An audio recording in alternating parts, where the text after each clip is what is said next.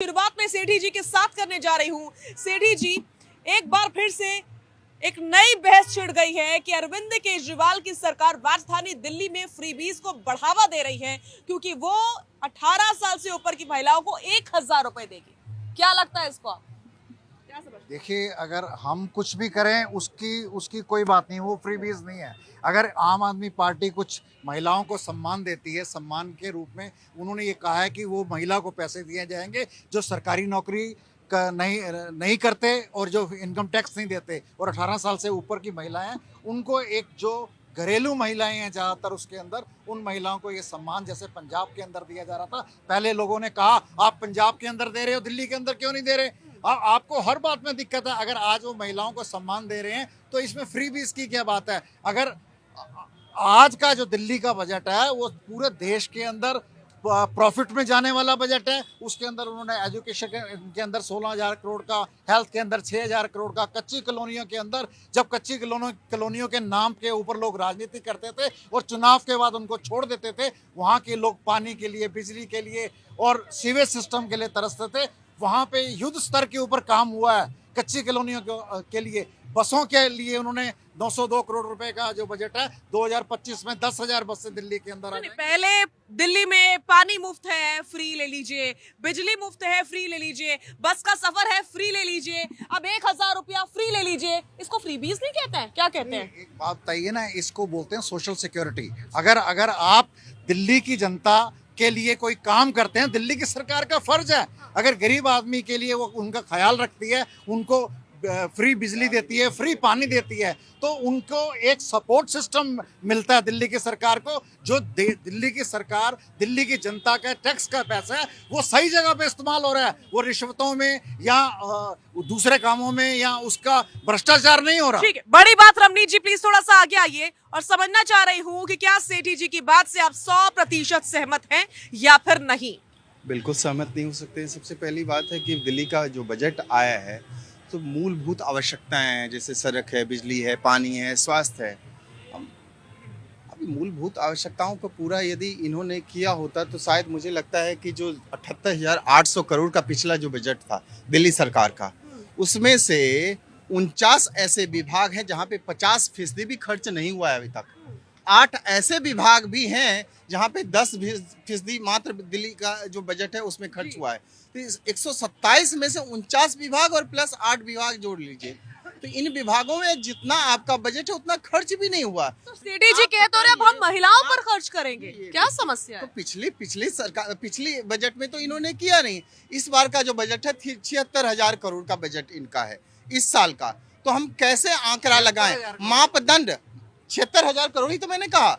मापदंड कैसे नापा जा सके कि इस बार भी खर्च किया जाएगा?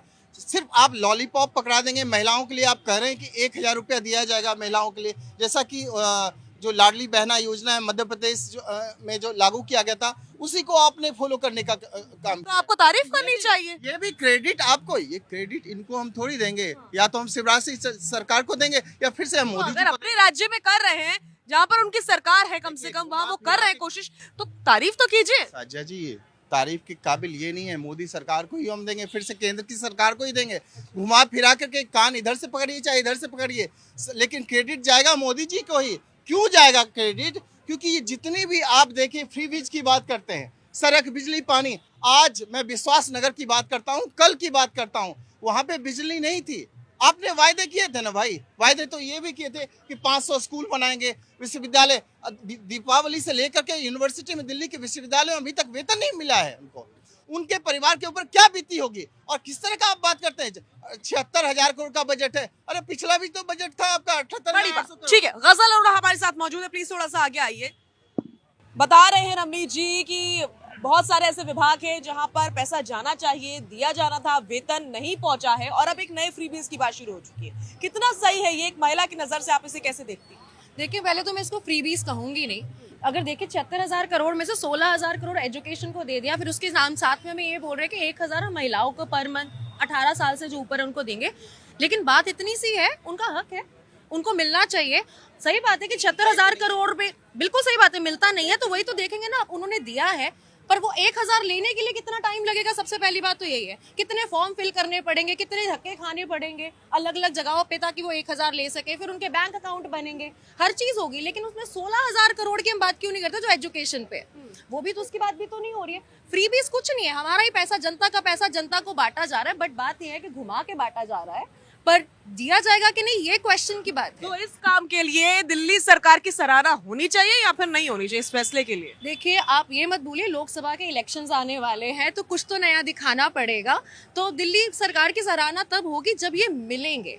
अगर अभी तो दिखाया जा रहा है वाह वाह, बातें करने से नहीं होगा काम, काम करके दिखाना। ठीक है, बहुत शुक्रिया। हाजी नाजिम, तारीफ करेंगे आप दिल्ली की केजरीवाल सरकार की, बड़ा फैसला महिलाओं के लिए लिया?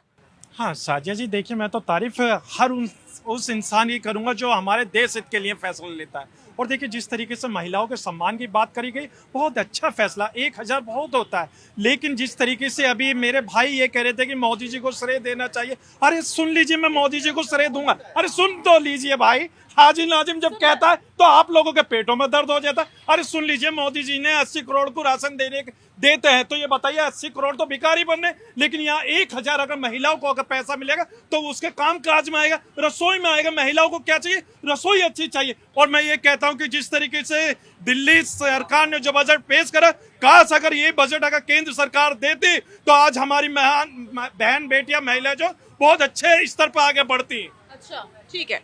नीति जी, आप कितना सहमत नजर आ रही हैं इस फैसले से, जरा बताइए। देखिए, एक महिला के नाते मैं किसी भी प्रकार के प्रलोभन को कभी भी मैं अप्रिशिएट नहीं करूँगी। मैं चाहूँगी कि महिला को सशक्त बनाया जाए, उनको शिक्षा मुहैया कराई जाए, उनको स्किल डेवलपमेंट के माध्यम से उनके लिए रोजगार की व्यवस्था करी जाए और उनको सशक्त बना के इकोनॉमी में उनका इक्वल पार्टिसिपेशन होना जाए, कि बजाय उनको फ्रीबी के तरह आप उनको एल्योरमेंट, केवल वोट बैंक की पॉलिटिक्स करना चाह रहे हैं कि 50% आबादी को किस प्रकार से लोक लुभावने आप उसको देके, क्योंकि लोकसभा के चुनाव सर पर हैं और साल के एंड तक विधानसभा के भी चुनाव आएंगे, तो उसको टारगेट करके केजरीवाल सरकार केवल एक लालच देने की प्रवृत्ति, क्योंकि उनकी आगे भी रही है, पंजाब में बोला जरूर था लेकिन दिया नहीं गया ऑन ग्राउंड। लेकिन आपको सरकार बनाने के लिए आपको डेवलपमेंट मॉडल, परफॉर्मेंस मॉडल पे आपको फोकस करना है कि फ्रीबी के माध्यम से लोगों के टैक्स को इस तरीके से वेस्ट करना है। क्योंकि अंततः अगर केजरीवाल जी का कार्यकाल देखें, आपने डीटीसी का घोटाला किया, आपने शराब का घोटाला किया, शराब के माध्यम से कितनी महिलाओं के घर बर्बाद हुए उसके लिए चिंता नहीं करी, लेकिन घोटाला करके अपना शीश महल बनाया, वो उनके लिए सामर्थ्य का काम किया। दूसरी तरफ आपने दवाइयों का घोटाला किया, नकली दवाइयों से कितनी महिलाओं, कितने परिवार वालों की सेहत वो आपने ताक रख दिया, तब आप कुछ नहीं बोले। नकली आपने मोहल्ला क्लिनिक के आपने टेस्ट कराए, लैब टेस्टिंग से लेके दवाइयों तक आपके डीटीसी के। जैसे आज अभी मेरे भाई ने बोला किस प्रकार जो महिलाएं, जो पुरुष, जो दिल्ली यूनिवर्सिटी में लेक्चरर्स हैं, प्रोफेसर्स हैं, उनकी आपने तनख्वाहें नहीं दी हैं, आप उनकी बेसिक जो उनका हक है उसको तो आप दे नहीं रहे हो। और इतने बड़े घोटाले करके आप केवल अपनी सियासी रोटी सेकने के लिए, वोट बैंक के लिए दिल्ली की जनता को जो ये अफीम चटा रहे हो फ्रीबी की, उससे दिल्ली की जनता को जागरूक होना चाहिए। क्योंकि दिल्ली में विकास के नाम पर आप देखिए कि किस प्रकार से जो लोग शीला दीक्षित के एसी के लिए बोलते थे, आज खुद शीश महल में रह रहे हैं। ठीक।